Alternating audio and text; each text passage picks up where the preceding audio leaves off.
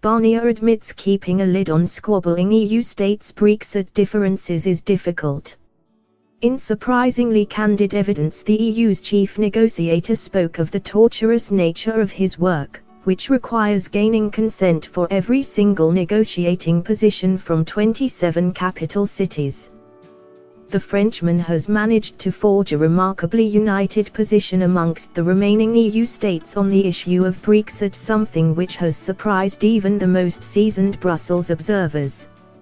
On many other issues, from migration and rule of law to trade and political integration, Europe is deeply divided, with the member states openly squabbling amongst themselves.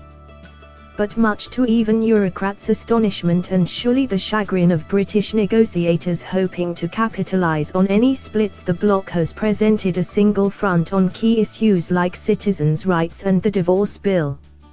Mr. Barnier said a lot of coordination work has to be done between negotiating rounds to ensure that he does not say anything that will be contradicted by the national capitals.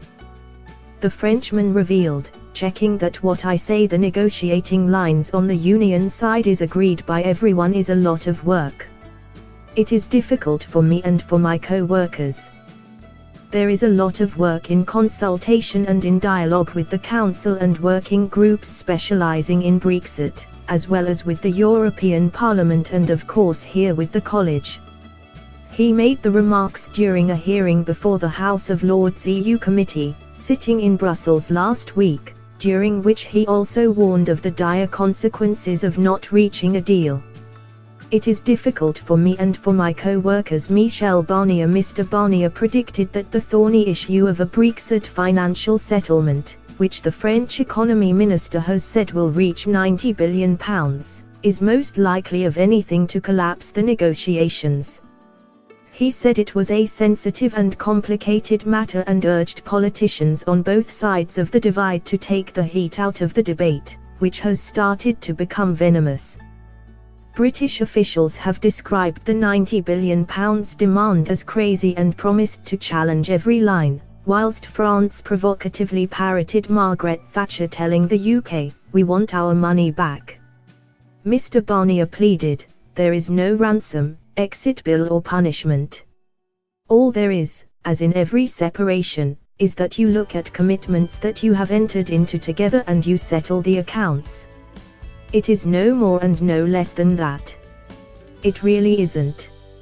And he warned, "We have to understand how sensitive this is, because it is the big risk of failure that I see in the short term in these negotiations. I want it to be made less dramatic and more objective, on the basis of legal principle, and I want us to discuss finding a compromise. There are literally thousands of programs all over Europe, under the cap, Erasmus, universities, that have been committed to and to which we have said we are going to pay this much money or that much money, and if the British share of that commitment were to go missing, thousands of programs would have to be interrupted. That is why I am saying that that is the main risk of failure that we run. We have to solve that calmly and objectively on the basis of decisions legally entered into and well-founded, and we are prepared to discuss that." David Davis was in Brussels this week for the first proper round of the Brexit talks, but little progress was made on the key issues of the divorce, much to the frustration of EU officials. Thanks for watching.